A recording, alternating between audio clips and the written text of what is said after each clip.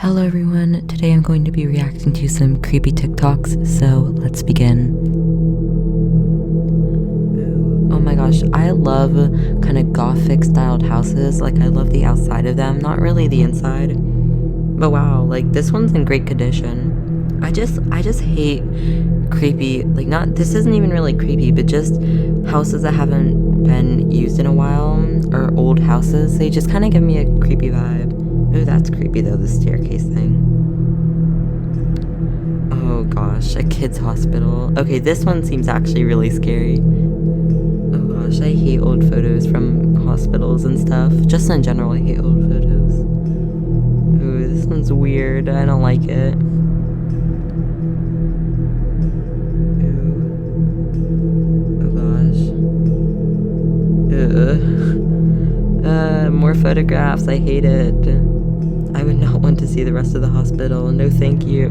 Have you seen this? This is located in the airport in Amsterdam, where there is a man who is stuck in a clock and he paints the minutes and hour hands of the clock constantly. He paints the time carefully and then makes sure it's perfect, just so you can read it. Then when the minute is up, he changes and erases the clock hands and paints the new time on there. Wait until this man finds out that most people don't use clocks anymore and they use their phone. Would you go visit the clock man? I don't really find this creepy. I just don't know how someone could do that every day. Just keep on drawing the minute hand. Like, wouldn't that be boring? This is the story of the most mysterious man to ever live. In 1954, a businessman arrived in the Tokyo airport for a meeting. When asked to show his passport, he showed them this one. Initially, it looked legit. It had stamps and pretty much everything that all passports have. But when taking a closer look at, it said that the passport was issued in a country named Torrid. But there was no such country. Officials started becoming suspicious of this man and called Tokyo officers to investigate. The officers asked the man to point to the country named Torrid. He then proceeded to point to a tiny country between Spain and France. But the officers quickly realized that this was not Torrid. In fact, he pointed to the country called Andorra. After the officers told him that he had in fact pointed to Andorra, he got very upset and said that Torrid had existed for over 1,000 years. So quickly, just like anyone else would, they called up the hotel where the man claimed to stay. But they claimed that there was no man under that name registered there. So thinking this man was a fraud, they detained the man in the hotel. He was kept in a room that was very, very high up with no balcony at all. But then something very mysterious occurred. Follow for part 2. I've heard about this one before, and it just creeps me out. Like, I don't like time traveler stories. Also, part 2 is just basically that he vanished, and that they don't know what went on. This is one of the biggest plot twists to ever occur in real life. I love real life plot twists. Nicholas Barclay vanished from a basketball game near his house in 1994. For 3 whole years, they searched and searched but could never find him. But then one day, he showed up after 3 years. Everybody in the family was extremely excited to see him, and they had a huge family reunion. But something was off about Nicholas. It was so off that everyone began to take notice after time. And here's what it was. When Nicholas had disappeared, he had blonde hair and bright blue eyes. But when he finally showed up 3 years later, both his blonde hair and blue eyes were gone and were instead replaced by brown eyes and brown hair. And the weirdest part was he had a French accent. I mean, it was totally possible that he had went to France for 3 years and came back. But something was just really off about Nicholas. When finally asked about it, he said that his hair had been dyed and chemicals had caused his eyes to turn brown. He also stated that he lived in Europe, which changed his accent. And obviously the family believed him and let him stay in the house for 6 months. But then one day, the FBI took samples of his hair and blood, and what they found shocked the entire family. Follow for part 2. Basically, what happened was that the person was an imposter, and they were actually a serial killer person, or at least a killer. Anyways, someone living inside your house, you have no idea who they are, is honestly really creepy for me. I hate this story. Okay, but wow, this is so beautiful.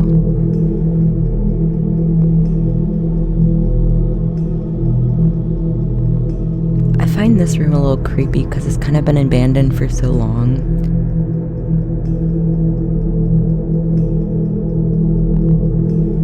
They were out in the woods and they found these fairy houses, and there's a whole village of them. But honestly, this is kind of cool.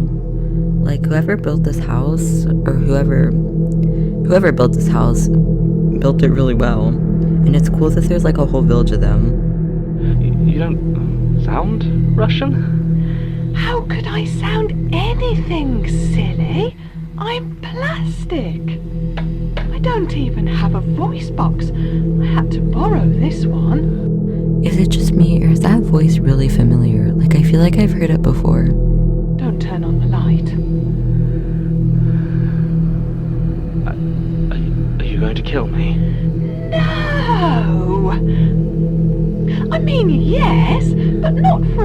long while yet.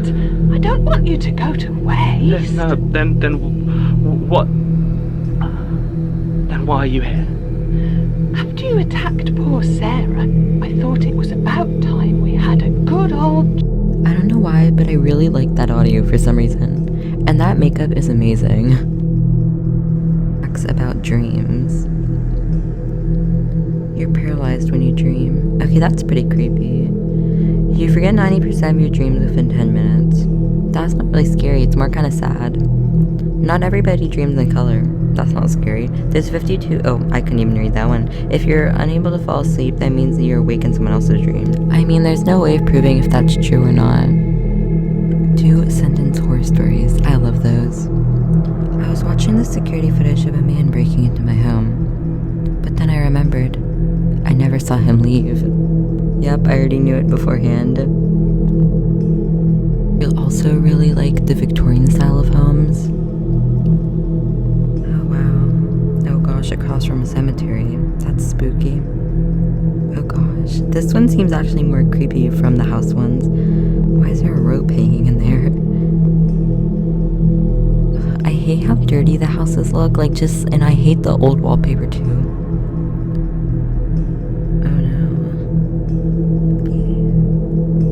I don't know if I want to see a part 2 for this. Well, anyways, I hope you enjoyed this video, and thank you so much for watching.